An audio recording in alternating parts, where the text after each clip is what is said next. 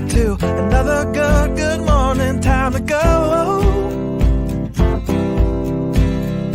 Got that smile upon my face, 'cause there's excitement in the chase. This I know. Yeah, I'm going for the ride, and by myself I am alive, and I soar. Still I run toward the wind, and let the challenge draw me in, 'cause I want more. Oh, we are all looking for adventure. We are all looking for adventure. We are all looking for adventure. We are all looking for adventure.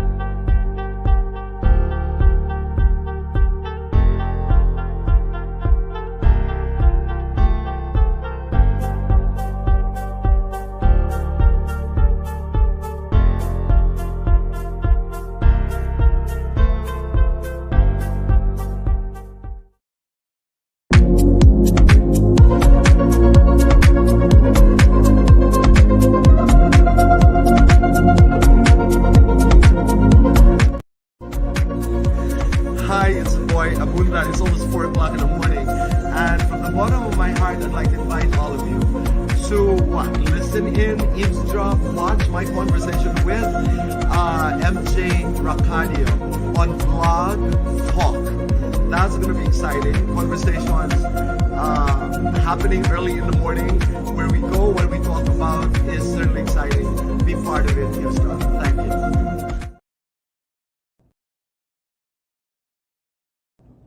Hey guys, this is Kian Talon of NCIS Hawaii, and you're watching Blog Talk with MJ Racadio. Hi, this is Vina Morales, and you're watching Blog Talk with MJ Racadio.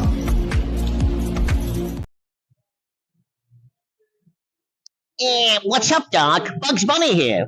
Or Eric Bausa, the voice actor. You're watching Blog Talk with MJ Racadio.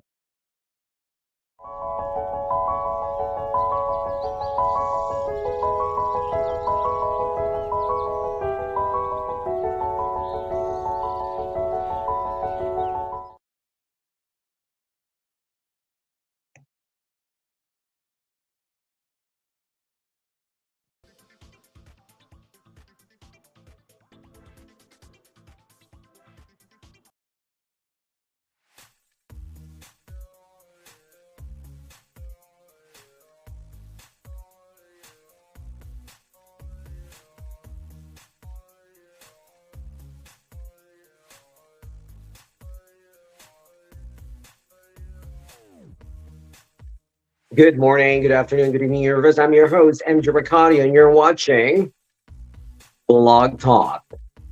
Yes, tonight is a very special segment because we invited someone who is a public servant.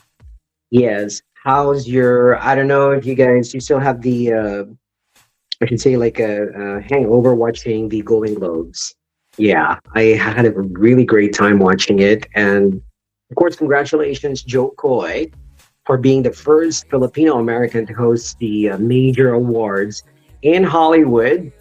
And we made some history, you guys. And, don't mind the bashers because, you know what, Hollywood, you have to loosen up a little bit, all the political and, the turmoil around the world. You have to kind of forget about that and celebrate just for that one night. Well, congratulations again, Joe Coy, for being the first film to host the Golden Globes, the annual Golden Globes. And of course, shout out to all our friends, Janet and Ruben Epales, and also Young Chavez. She's one of our advisory for Film Creative. And shout out to my Film Creative family. We really had a great time. We had a get together So sort of kind of doing the team building at the beginning of the year. Now, without further ado, I'm going to call our special guest, and she's happened to be a Filipino American representing us, being a public servant, and we want to pick her brain tonight. And I know she's done so much. To tell you honestly, she's been, around in the city. She helped with the Obama administration. She's helping a lot of, she is a women's right advocate, a proud immigrant, and the daughter of world class parents. So we're gonna get to know her and what's her advocacy to make the community better. And without further ado, please welcome to our show, Jessica Caloza. Hi, Jessica.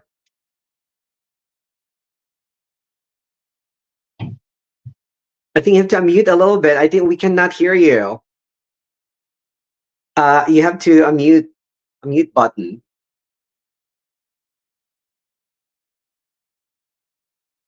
All right, we got you here.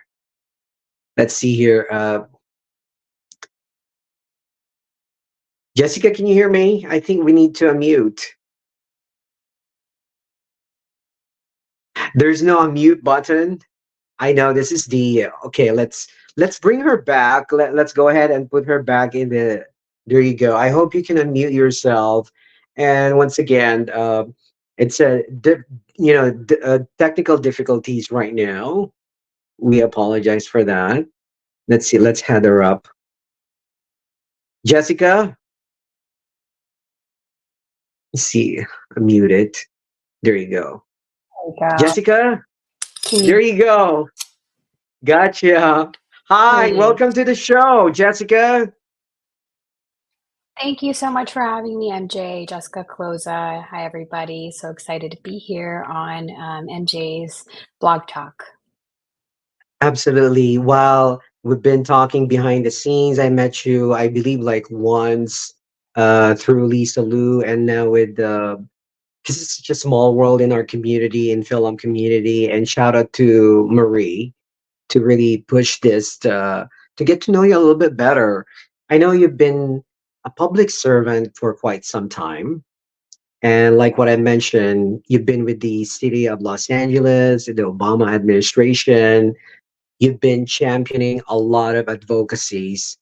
And I really admire that about you, about the housing crisis and about the equity and all of that. But let's talk about you a little bit. Let's get right to it. You said you grew up or you were born in the Philippines. Share us.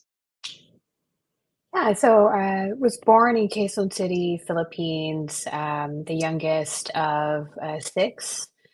So my parents, Gigi and Jesse, had an incredible opportunity to really bring our family to the United States. We emigrated to Eagle Rock when I was really young. I was four. And, the biggest thing that my family stressed to me and my parents was really the opportunity that there was in places like the US that we didn't have, unfortunately, in the Philippines. And it was better access to public school education, to more stable housing over time, to better paying jobs, to real opportunities to pass down to kids from one generation to the next. And so my parents have been working class their entire life. They worked really hard and sacrificed to make sure that I was the first in my family to graduate from college in the US. And I went to UC San Diego. And so I have my family values to thank for really the start of my career in public service because it was inspired by them. Wow, that's well said. Now let's go back memory lane a little bit, Jessica, about growing up. What do you remember the most growing up in the Philippines? I know you were super young. What do you remember as a child? I was four when I emigrated here, but my mom and my dad saved money every single year, and every few years we were able to save enough money for us to be able to actually go back home. And so I was very fortunate enough that I was the child that got to go home with my mom because she really wanted to immerse me in our culture and our family in the Philippines. One, because it was important for her for me to stay grounded with where we came from, but for me to be fluent in the language, to understand the culture, and just to see the sacrifice that a lot of families, Filipino families make, immigrant families make when they choose to leave their home country to start over again. And so, the first thing that I remember about the Philippines is all the cold showers. That's Oh wow. definitely Oh my one. gosh, yeah, the tabo. The Tabo showers, and that's something we take for granted. Sometimes here in the United States, right, is a hot shower. And that's something that, is not just specific to the Philippines, but to a lot of countries that, most of the population is still very much working class, still fighting for basic necessities. And so for me, that's why public service is important to me here in the United States because we're so lucky, we're so privileged, we're fighting for not how to get services, but how to get better services. And in the I really Philippines, love that. I really love that yeah, you mentioned that because when you think about it, like we have everything we need here in the United States, but compared to other countries, basically we comparison here we're like loaded. We get all the basics, so that's why we're so grateful here in the US. But other than that, growing up, what were your dreams at the time growing yeah, up here when yeah. I know. you moved here in the US? Yeah, I mean, for me, I always remembered seeing how difficult it was for our family to navigate. All the government services, right? Starting how to pay your bills, how to call and ask for help from the government, not getting things in your language, right? For a lot of Filipinos, they still prefer to receive notices and to get reached out to in Tagalog or their Yes. dialect. And so, seeing some of those struggles that we had growing up really inspired me to want to go into government, to make positive change from the inside, to take my family's lived experiences having to deal with services and asking the government for help on these different areas, and really inspired me to go and make it better. Because that's really for me, my North Star is there's no secret sauce for how we make government work better for everyone. We need to go on the inside, make the change, take our lived experiences, and make things better. Because if not I re- us, I then really who? love that. I really love that about that you were motivated to make it better. And having said that, so who were your role models then growing up? Yeah, I mean, it's hands down, my mom and my dad. They've been working class, like I mentioned. They worked really hard to be able to retire, to get to where they are. They're both ended up retiring as healthcare professionals. But just like a lot of immigrants, they come to the United States and they, start off in service jobs, hourly jobs, sometimes jobs without any benefits, and you have to constantly want to provide more and better for your family. And so for me, that was inspiring because it allowed me, their sacrifices allowed me to make choices, right? So for them, they had jobs, but for me, I got to make an actual choice. Like, what do I want to do with my career? And for me, the answer was very clear, and I wanted to serve. I wanted to take the opportunities that my parents created for me and make them into more for other people. And that's really the opportunity in government is that it can transform people's lives when it works well. That's well said, Jessica. Is so being a public servant, is that your dream or your parents' dream? Oh, it's definitely my dream. And my parents are incredibly supportive, Gigi and Jesse. And for me, They just wanted to make sure that I got a good public school education, that I was happy and healthy, and that whatever I decided to do, that I gave back to the community. And I never forgot my roots, which is being Filipina, being born in Quezon City, and really making sure that we always gave back. That's really, really important to my That's parents. amazing. Were you back at all already in the Philippines? Now it's different. Actually, I love Quezon City. Yes. Yeah, so the last time I went back was pre-pandemic, like 2018, 2019. I went back to the Philippines every few years, and you start to see the progress. Um, you know, Over time, you can start to see, less pollution. You start to see Yes. better access to quality food, better services. And so, I see the progress that the Philippines is making. And, that's what I want for our country, is to see a prosperous Philippines and one that's thriving, where more people have jobs and better access to Oh yeah, education. definitely. You're correct about that. I was there last year after pandemic, and Mhm. I've lived in the Philippines. Uh, the fact that I've lived here, but I moved back there, so I know. So I've seen the changes, the quality. As a matter of fact, we got quality of educations, and people get jobs over there. But the fact that there's so many changes, and now that it's great to, I guess, to go back and make some investments and all of that. It's open in the Philippines, but um, on the other hand, so now, when did you find out? But you said you graduated as a healthcare. But when did you find out that you want to serve your community, not just for the Filipino Americans, but your community? My parents were healthcare professionals, not me, but it was Not my you. parents. No, my parents are healthcare professionals. I've always been in government my entire life.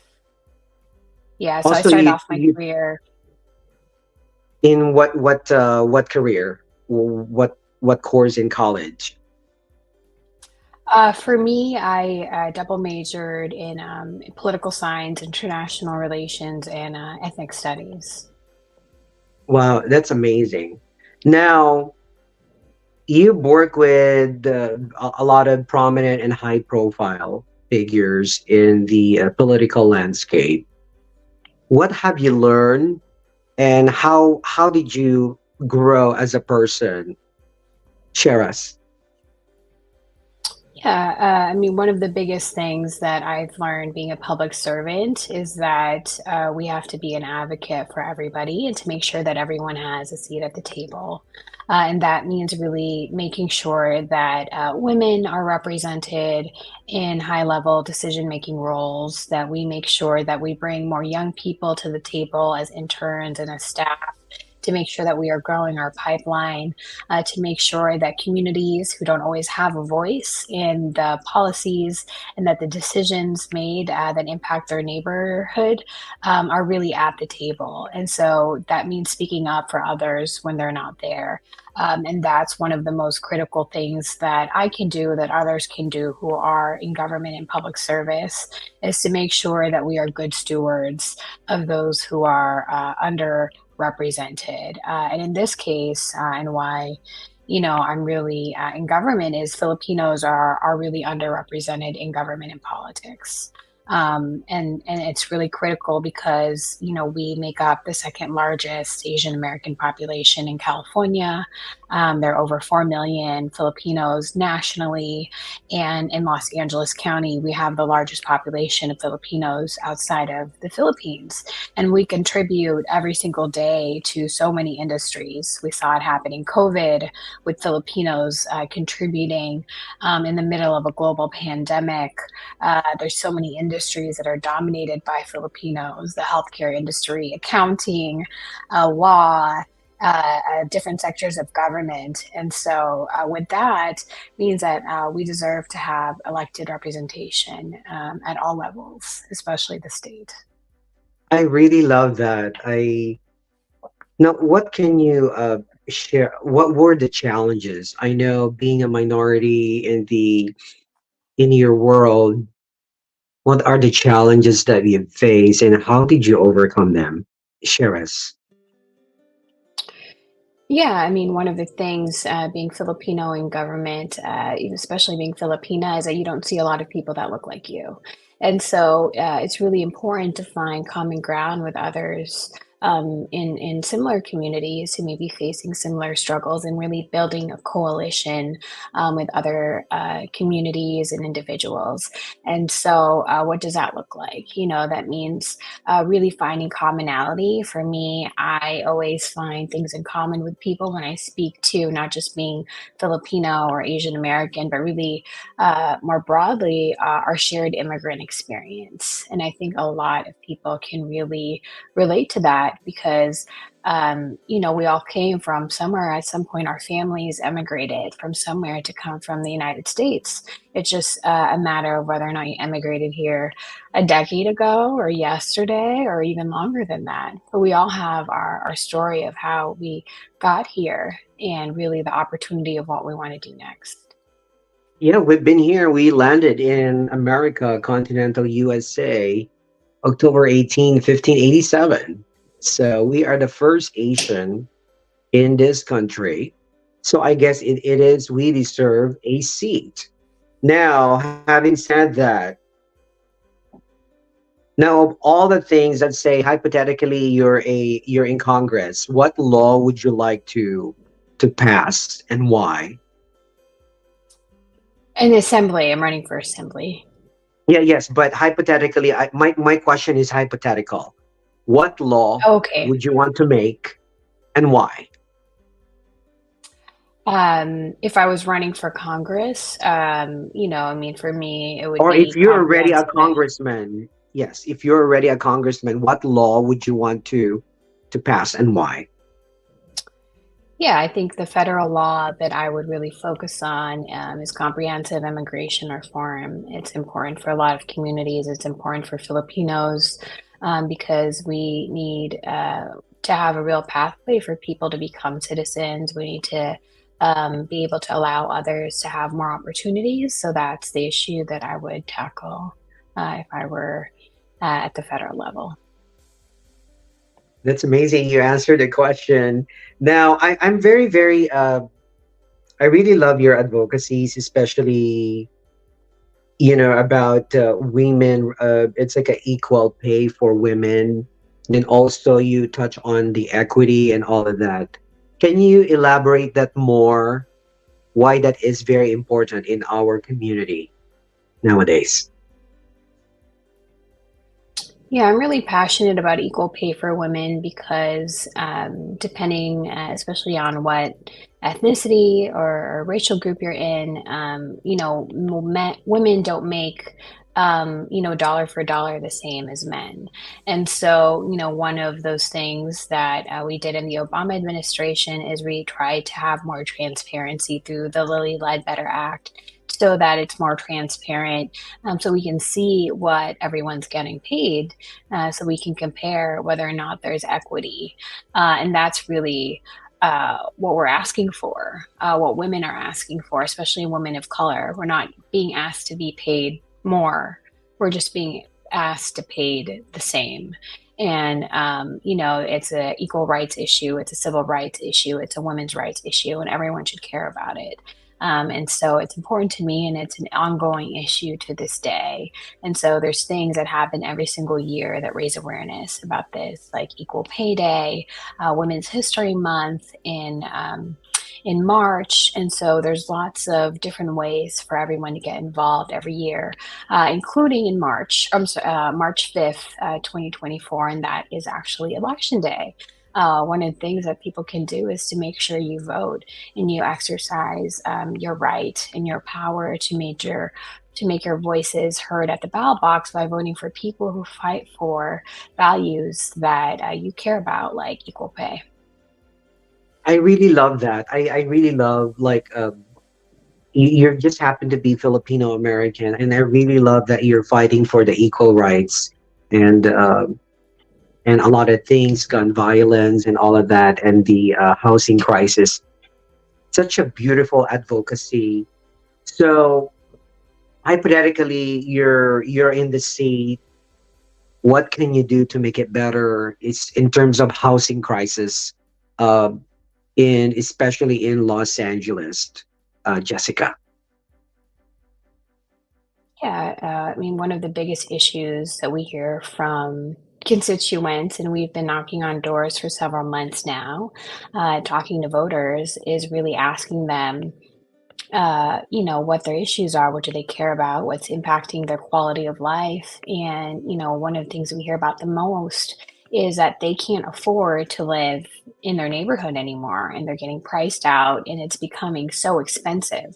And so we really need to focus on building more housing, especially low income and affordable housing in our neighborhoods. We need to be able to give people more options to be able to afford places to live. That's really, really important. And I know that firsthand when my family immigrated here. Rent is expensive and it's getting even more expensive. And so that's one of the ways to tackle that is to really continue to have a pro housing agenda to build more affordable and low income housing. And that'll be one of my top priorities if elected. Wow, that's amazing. I really, really applauded you for that. And how, let's say, this is one more serious question. How do you how do you eliminate or just to kind of about the violence, especially the gun and the racism in the community? Because I know it was a huge deal from during the pandemic. We have a lot of civil unrest. How can you prevent it if you are in the seat? What can you do as a empowered woman, Jessica? Yeah, so if elected to the state assembly, one of the things that we need to make sure to do is to continue the AEPI equity budget. And so that's something that the Asian American Pacific Islander state senators and state assembly members who make up the AEPI caucus, is what it's called, they advocated to make sure that there were specific investments for the Asian American community to combat anti-Asian hate. And we saw so many attacks and racism against Asian American community and other communities who are attacked constantly for no other the reason than the color of their skin and who they love and who they pray to. So many reasons. And the APA equity budget was historic because it was over $150 million that went directly to Asian American nonprofit organizations and communities, including ethnic media. So there are actually ethnic media grants. And so we need to continue to fight for that because not only do our community organizations provide a lot of programming and services to combat anti-Asian hate, we also need to make sure that our ethnic media have the resources to report on these instances when they do happen, just like, this blog talk show. Really critically important to make sure that we do this outreach to all our viewers and listeners so that they understand what's at stake. And so that's one of the things that I would do is continue to make sure that we push for the API equity budget. Absolutely. Actually, we joined at that time. We joined. I got invited by the Los Angeles Police Department to join them about the crime reporting in our community, and so I'm so happy to be part of it as an advocate in the community. It's not just the entertainment, but also in the community at large. Now, having said that, those are very serious questions, and thank you for answering them. And now, Jessica, let's go with the fun part. Can you give us three fun facts about Jessica? Sure. Three fun facts about myself. I am a big animal lover. I love dogs. I love cats. I have two cats now, named Apple and Megan. That's fun fact number one. Fun fact number two is I love to cook and I love to bake. So I'm Oh really wow! good at So doing what's your both. favorite? What What's your favorite Filipino food? I do love to make adobo, but I make mine with short rib. So I like to Oh make a wow, that short sounds rib good. adobo. It's Now you really, mentioned really that, I'm good. already salivating, Jessica, with that short ribs adobo. Number three, fun Yeah. facts.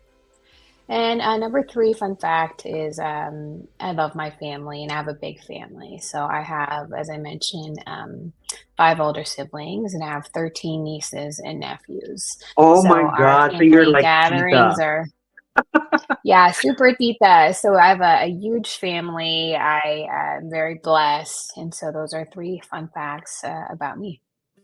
Absolutely. And what piece of advice, or I should say, what life lesson can you share us to our audience, Jessica? Share us.